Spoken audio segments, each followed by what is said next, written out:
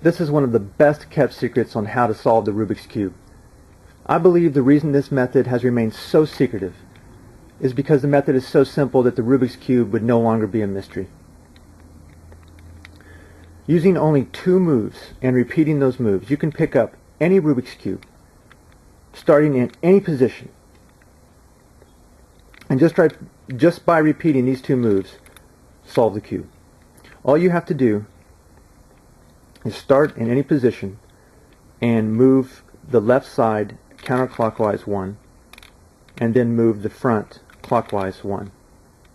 And as long as you repeat those moves over and over, the cube will ultimately solve itself.